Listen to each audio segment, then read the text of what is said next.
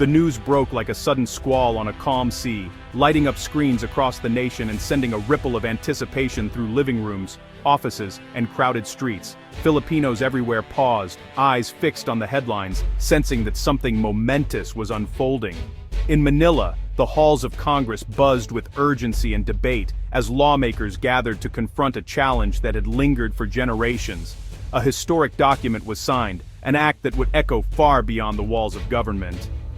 The Republic of the Philippines had officially drawn its own line in the waters of the West Philippine Sea, a bold move that would shape the nation's future. This was not just another law, it was a declaration of identity for a nation of islands, a statement that the Philippines would stand up for its rights and its people. The Philippine Maritime Zones Act was born, accompanied by the country's first official map, meticulously detailing its territory under international law. For the first time, the boundaries of the nation's maritime domain were made clear for all to see. These lines, clear and precise, were not drawn in isolation. They were backed by the United Nations Convention on the Law of the Sea, or UNCLOS, a global agreement that set the rules for nations everywhere. The message was simple: this is ours, and this is why. The government spoke with newfound confidence, determined to defend what rightfully belonged to the Filipino people. Lawmakers called it a new dawn for Philippine sovereignty, fulfilling a constitutional mandate to protect marine wealth and the livelihoods of millions who depend on the sea. For ordinary Filipinos, the legal jargon translated into something deeply personal: pride, hope, and a sense of security. It meant that their children's future and the nation's resources would be safeguarded. The map became a symbol of defiance and determination, a country standing firm with the rule of law, refusing to be intimidated or ignored on the world stage. This act was the culmination of decades of struggle, diplomacy, and legal battles. It was the result of tireless efforts by diplomats, leaders, and citizens who never gave up on the dream of a sovereign Philippines. It affirmed what was already granted to the Philippines under a global treaty, turning international recognition into national resolve. The abstract concepts of maritime zones and exclusive economic rights became tangible, transforming legal theory into a living reality for the nation. The line had been drawn, not just on a map, but in the collective consciousness of the Filipino people. It was a promise to future generations, a pledge that the Philippines would always defend its home, its heritage, and its place in the world.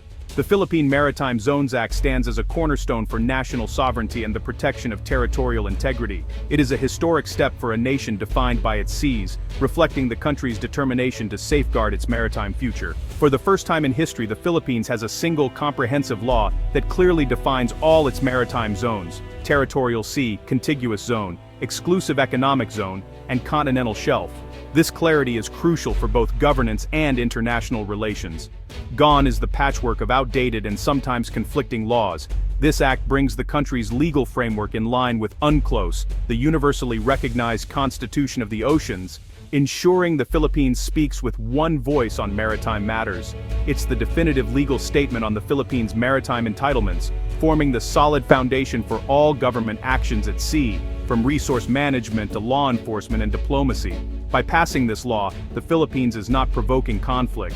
It is simply exercising its sovereign right to define its territory according to international rules, as every nation is entitled to do.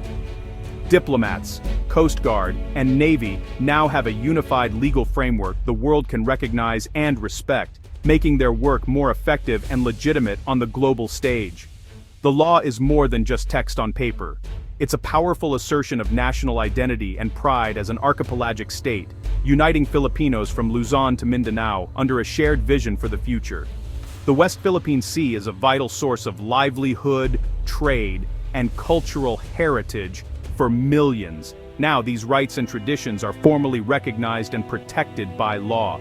The act signals the Philippines' unwavering commitment to responsible governance, peaceful cooperation, and regional stability, setting an example for other maritime nations. It strengthens the country's position on the world stage, choosing the rule of law over force and diplomacy over confrontation in defending its rights. The message is clear: Philippine sovereignty is not up for negotiation, and our rights are firmly grounded in international law, ensuring a secure and prosperous future for generations to come. For Filipino fishermen, the West Philippine Sea is both lifeline and battleground. For years, they've faced intimidation and loss in waters their families have fished for generations. The Maritime Zones Act brings hope, a promise of protection and renewed ownership. The law, and its map, clarify that areas like Scarborough Shoal are within the Philippines' exclusive economic zone. This means Filipinos have the primary right to fish and benefit from these resources. The law empowers the Coast Guard and Fisheries Bureau to patrol, apprehend poachers and protect livelihoods. It paves the way for better resource management and sustainable programs for fishing communities. The act is an investment in millions who depend on the sea. It's a message. The government is fighting for their right to a secure livelihood in their own backyard. The Philippines' bold move drew swift international attention. Traditional allies like the US, Japan, and Australia praised the commitment to international law and a rules-based order. The Maritime Zones Act is seen as stabilizing, reinforcing UNCLOS and freedom of navigation in a vital global waterway. Allied support provides crucial diplomatic backing, transforming a bilateral dispute into a global concern. Meanwhile, China's reaction was swift and critical, dismissing the law and reiterating sweeping claims over the South China Sea. China views the act as a direct challenge to its ambitions, warning against actions that could complicate the situation. This highlights the fundamental clash of principles at the heart of the dispute. The Philippines now stands at the center of a major geopolitical contest, leveraging alliances and legal strength. The world is watching, testing whether international law can withstand the challenge of power politics. The Philippines' actions are a test case for the global order. At the heart of the West Philippine Sea conflict lies a fundamental clash of worldviews, shaping not just regional politics, but the very rules that govern our oceans. The Philippines stands firmly on the foundation of modern international law. As a signatory to the United Nations Convention on the Law of the Sea, or UNCLOS, the country upholds a system that clearly defines territorial waters and exclusive economic zones, or EEZs, for all coastal nations. The Philippine Maritime Zones Act brings these international rules into local law, granting the nation sovereign rights to explore, exploit, and manage resources within its 200 nautical mile EEZ, an area rich in fish, oil, and gas. The Philippine position is clear and unwavering. Features like Reed Bank and Scarborough Shoal are well within its EEZ, and the resources found there, whether beneath the waves or on the surface, rightfully belong to the Filipino people. This is not just a political stance, but a legal argument, rooted in geography, international treaties, and the global standards that most nations recognize and respect. In stark contrast, China's sweeping claim is based on a vague and shifting 9-dash line, a boundary that encompasses nearly the entire South China Sea, far beyond what international law allows.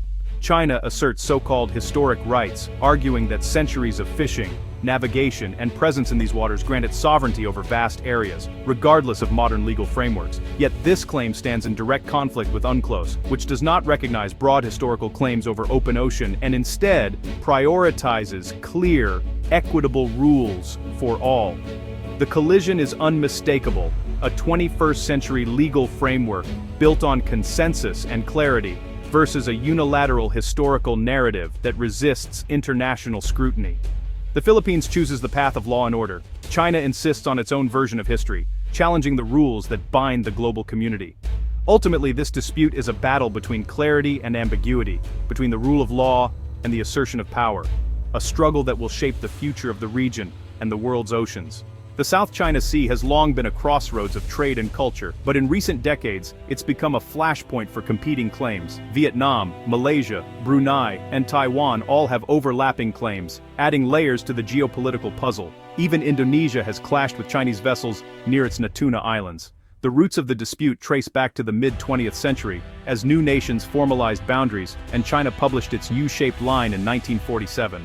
The discovery of oil and gas in the 1970s raised the stakes, turning dormant claims into active conflicts. As China's power grew, so did its assertiveness, setting the stage for today's tense standoffs. In 2012, Scarborough Shoal became the flashpoint in the West Philippine Sea dispute. A standoff erupted when the Philippine Navy tried to apprehend Chinese fishing vessels, only to be blocked by Chinese ships. China maintained a permanent presence, barring Filipino fishermen from their traditional grounds. Realizing it couldn't match China's might, the Philippines turned to international law, filing a case at The Hague in 2013. The tribunal didn't rule on ownership, but on the legality of China's 9-line and maritime entitlements. China refused to participate, but the case proceeded. In 2016, the tribunal ruled overwhelmingly in favor of the Philippines, declaring China's historic rights claim baseless.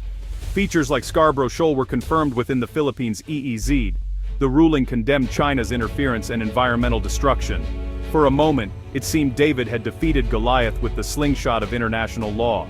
The 2016 Hague ruling was a legal triumph, but it lacked enforcement. China ignored the decision, continuing its activities and building military installations. The Philippines held a paper victory, but on the water, little changed. The new Maritime Zones Act bridges this gap, translating the arbitral award into national law. Now the Coast Guard and Navy have a clear legal mandate to act. When they patrol contested waters, they enforce not just an international ruling, but a Philippine statute. This strengthens their authority and protects their personnel. The law empowers arrests, charges, and protection of Filipino resources. It transforms a legal opinion into operational power on the sea. The new law and map represent the Philippines' unwavering resolve. The official map guides all government activities and will be submitted to the United Nations. It empowers the Coast Guard and Navy to protect sovereignty with legal clarity. The act provides a foundation to prosecute environmental crimes and protect marine biodiversity. It's a tool against illegal fishing, safeguarding livelihoods and fish stocks. The law signals zero tolerance for the plunder of marine wealth. It declares the EEZ is for the exclusive benefit of Filipinos. The act is a testament to the power of rules over force. The Philippines stands for its rights, its people, and a global order where law applies to all. The line has been drawn, and for the Philippines, there is no turning back.